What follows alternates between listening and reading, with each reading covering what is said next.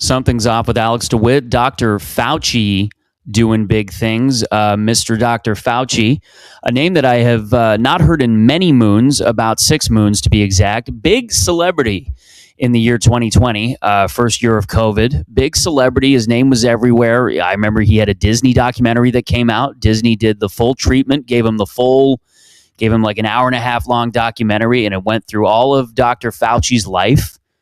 I remember the cover was just Dr. Fauci smiling, and then Tinkerbell was just in the corner, and she waved a wand, and boom, a syringe appeared, and all our problems were fixed. No, Dr. Fauci, big hit in the year 2020. Well, big hit depending on who you ask. A lot of people wanted the guy's fucking head on a pike. Yeah, I remember. I have certain feelings about him. I got the vaccine. I've gotten about 67 vaccines. I continue to get my COVID. Every month I get a new COVID booster. Every single month. I just banged out a booster 2 days ago, beginning of the month, beginning of August. I just went and I said, hey, just stick it in my ass, doc, as usual. Let's rock and roll. And he obliged me. 67 boosters. That's why I look like this. That's why I look the way I do here. Because of the boosters. That's why I have this situation. Nobody knows what I am sometimes. I tell people all the time, before COVID, I look like Dwayne "The Rock" Johnson. And now these are the cards I've been dealt. You know, I have a bit of an 11-year-old Les thing going on now. And it's just kind of what I am. It's just kind of, I try to get the benefits. I take advantage of this thing. You know, I go to every Charlie XCX concert. I'm a big hit. I look like one of her fans. I bet if I went to a Charlie XCX concert, I could make it backstage. If I just walked up and I said, "Hey," the security guy would be like, "Okay, you can, Charlie, one of them's here to meet you." And she'd probably be like, "Oh, you're so beautiful," and she'd sign my tit. No, Dr. Fauci, I remember I only got 2 of the vaccines. I only got 2 of them. I got 2 vaccines. I didn't get the boosters. I just got the 2 that you had to get. Because I gave in. I wanted to go perform at a bar and grill owned by a Filipino family, and perform and tell jokes for cocaine addicts who were sitting there, whose families had left them, whose imaginary families had left them. They sit at the bar and they just lament the imaginary family that escaped from them in the middle of the night, that phoned the police on them time and time again. He's abusive. He hits. He does it. And finally, after 9 times phoning the police and not having them do anything, they escaped. His imaginary family escaped, and now he just sits there lamenting and listening to me and 14 other 20-something-year-old comics talking. We each have a cum joke. We each have a cum joke where it's a cum food joke. What kind of food can you mix with cum? Right? That's the premise. It's like the Aristocrats. Everybody has a different type of food. One's a banana, one's a sandwich, one's a blah, blah, blah, blah. Very disgusting. But that guy is there to listen to that. No, I took I got the 2 vaccines at the Mississauga Islamic Center, of all places. I don't know why I said that I got it at the Islamic Center. That's just where it sent me. I remember you'd put your name in, and they would send you to the nearest place that was the most convenient for you. I was staying with my parents at the time, and the place closest to them was the Mississauga Islamic Community Center. And I remember I lined up there in the middle of the day. There was about 200 other people. We were all lined up. It looked like a scene out of Children of Men. And I remember I got my jab after about an hour and a half of being lined up, the 6 feet. Everybody had the masks on, all the shit. And they made me sit in this Muslim basketball center in a Muslim basketball court, just in case I passed out. That was the big rule. You got to stay 15 minutes after the jab in case you drop. In which case, they would throw your body out into the back for the coyotes. That was a big sign that it was both in English and in Arabic. No, that was a pleasant experience. A little creepy, a little dystopian. Everybody lined up for that, but I do remember, and I don't know if I felt anything from the vaccine. I probably have. I'm not sure. I'm not sure exactly. This is, again, my thing is I don't read up enough on this shit. I just listen to everything that my dad is told by Tucker Carlson. You know, everything that my dad is told by Tucker. Did you know that the vaccine? Did you know the vaccine just makes your testicles shrink? I was told by an expert that the vaccine just makes your testicles shrink. And quite frankly, I've never actually met this doctor in person. I've never met him. I've spoken to him over a webcam, and he seems quite sincere. I don't know if it's happened to him. He has quite a squeaky voice. I don't know if he's lost his testicles. He kind of talks like this. He sounds like Mickey Mouse. He just sounds like I never know. I'm like, who are you, a Disney character? My dad will listen to videos like that. He'll watch videos just on the couch of Tucker saying things like that, and he relays them to me, and that's just what I know. And so far, my testicles have not shrunk. And I'd like to keep it that way, but you know, I don't know. Every now and then my heart beats fast. That could be the vax. But vax or no vax, Dr. Fauci back in the mix of things. He's back in the zeitgeist, and I just see him the other day. He's like in a scene out of a Scorsese movie. It's like something out of Casino, where he's just sitting there in front of with a microphone in front of his face, and he's testifying in front of Congress, or he's being questioned by Congress or deposed or whatever that is. I don't even know what it is. I can't even define. Is that what a deposition is? I'm not that fucking smart. I just use big words to make intellectual women want to sleep with me, and then that's it. And then I have no defense. I can't go into anything because I don't have any stats. I just know what The Odyssey made at the box office last week. That's it. Those are the numbers that I'm up on. I just know Spider-Man Brand New Day made like $4 billion this past weekend. And those are the numbers that I'm looking at. I'm not looking at the stats. I'm not looking at, you know, how many babies got the jab and then, you know, their heads exploded or something like that. No, but yeah, Dr. Fauci, it's a lot. The whole Dr. Fauci situation. Having a sip of my Tim Hortons diarrhea. My black iced coffee. It's like 11:30 at night and I'm having iced coffee. You're just watching a crazy person work things out, guys. I don't really know what to tell you. But yeah, it's been a weird one. I'm the first week of August, man. We're like August 3rd. It's going to come out August 4th, this episode. I turned 35 in 3 days, guys. I turned 35 August 6th, Thursday, August 6th. And I don't know what to think about it. I'm halfway to 70. I wish I had one of these lives, one of these hardcore lives that you see like gang. You ever see a documentary of like a gang member from Compton who's like 45 and he's like, man, I never thought I'd make it to 40. I never thought I'd make it to 40, or however they say. I can't do like the California, like Ryan Coogler accent that everybody's doing.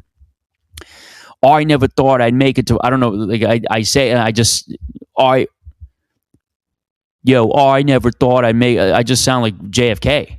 I sound like the mayor from Simpsons. No, but you see these documentaries and the guy's like, man, I never thought I'd make it to 40. I never thought I'd make it to 40. And I wish I had a life like that. I wish I lived a hardcore, but I know I didn't. I lived a cocky, entitled suburban life, a suburban middle-class life where things were mostly safe. And you walk around pretty confident you're going to make it to an older age. So when I turned 35, I'm not surprised. I'm not surprised at all. Every video you see of like a biker blowing out candles, he always turns to the thing, and he's got a machete scar on his face. He turns to the camera and goes, 51, man. It's a miracle. Most of my friends died at 23. I never thought I'd make it out of that level 4 prison yard, but I did. It's a miracle, man. Praise God. 51. Let's cross your fingers for 52. I know a lot of bikers that cross their fingers.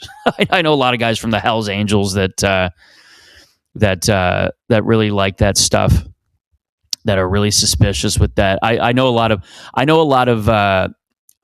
of vipers that pinky swear.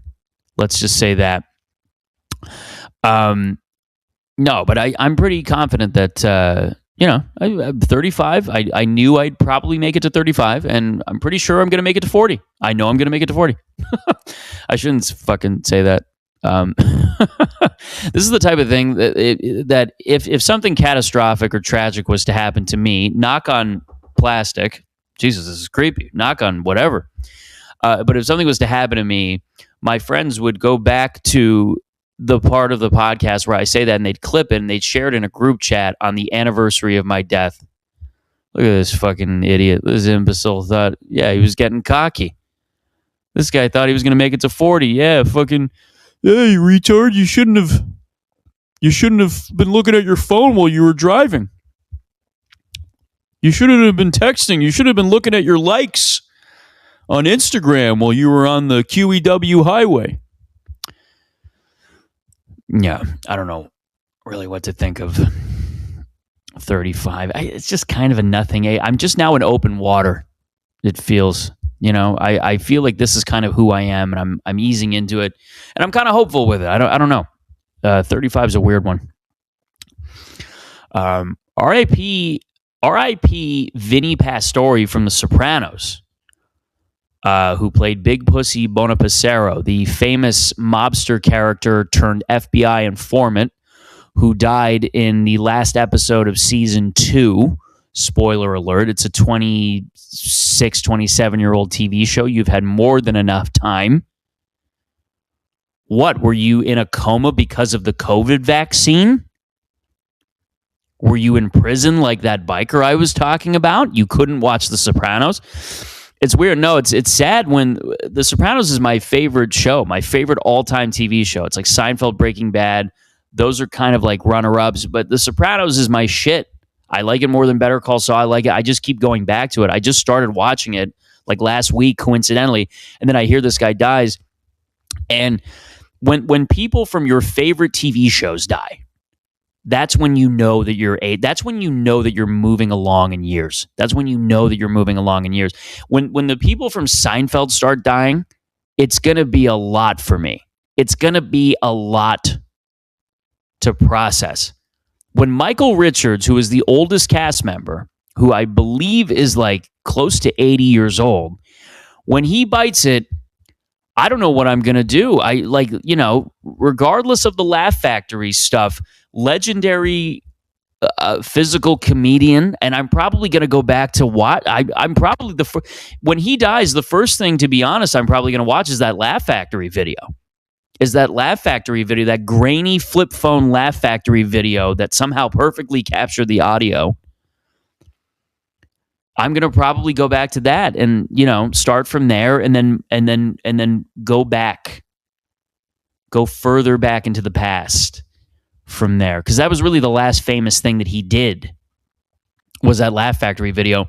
And like it or not, that is a piece of media history. That is a significant piece of media history that they'll probably teach in history books when they're talking about the history of social media and how that was like one of the first big YouTube things, the first big YouTube videos that was caught on camera, and it changed things in a lot of ways. That video changed culture in many ways, which is why I think 20 years from now, when they look back on this period and how significant social media was, if we still have textbooks and we're not just looking at things through a fucking chip like out of a Spielberg movie where it just projects onto your fucking glasses, let's just say we have textbooks.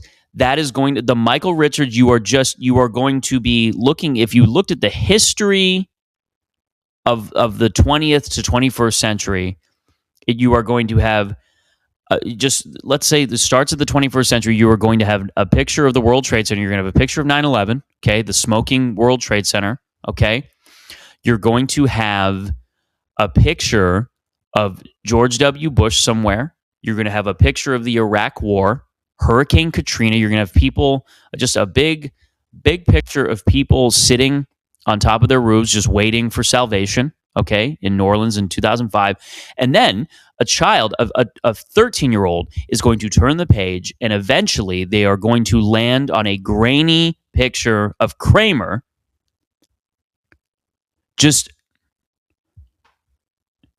fucking giving it to him. Just giving it to him. Whatever he was doing. He's a, you know. It's just gonna be a picture of grainy Kramer. You know, his goofy hair's gone. It's just him yelling into the void, into a dark void. I don't mean to describe it like that. You guys know what I mean. He's over, you know, not good, but still a piece of our history that we need to cherish. You know, not good. I do not approve of what Michael Richards did that day.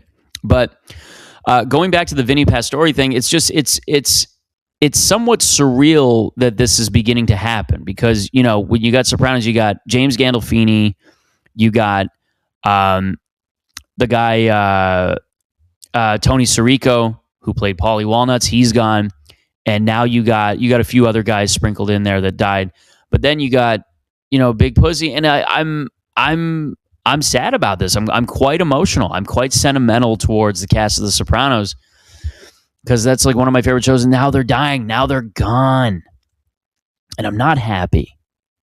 You know, and fucking, you know, this they raised me. The mafia, Italian culture, and those Italians and black people are the two people that I idolized growing up. Right, my entire like high school experience was just, I didn't go to parties. I didn't go, you know, I didn't get a blowjob until I was like 19. Okay, I a little earlier than that, but I you know, I just spent all my days in high school just watching Goodfellas while listening to G Unit. That was like my whole thing. It kind of raised me in many respects. Just Italians and black people, the two cultures that I make fun of the most, but it's out of love. It's out of love. Because when you're suburban, that's all you have. That when you're in suburbia, that's all you really have is just. Because all your shit, it's just freshly cut lawns, sprinklers, a fucking rainbow every now and then. And I'm not even kidding. Your entire world is just a Norman Rockwell painting. And you gotta extract things from other cultures and other environments and other places that you see on TV to make your world more interesting, because it's often not. That's why you see a lot of kids who get bored, and then that's why you see so many suburban white kids just walking around with their pants saggy, because they want to make things interesting. They want to make things cool. They want to give themselves a little bit of stank. Because otherwise, what do you have? You have just, you know, a white picket fence and then a Subway sandwiches up the street, and there's nothing happening there. Nobody's getting knifed in the Subway sandwiches. Nobody's getting shot in the Subway sandwiches. Things are so boring that if something does happen, if somebody does get shot in your local grocery store, you are almost thankful. I know it's terrible, but you want a little bit of stank. You want a little bit of stank. You want a little bit of something. That's why so many suburban kids go into cities, because they want to experience crime. I want to see a gun just once. I want to see a knife just once. I want to see an old Polish lady getting her purse snatched and her shouting slurs just once. I know that sounds awful, but you're bored. The monotony of suburbia cannot be overstated. It cannot be overstated. Just how bored you are in that environment, just waiting for something to happen. I knew kids that were so bored they were robbing parked cars at night. I remember there were kids that would come into high school.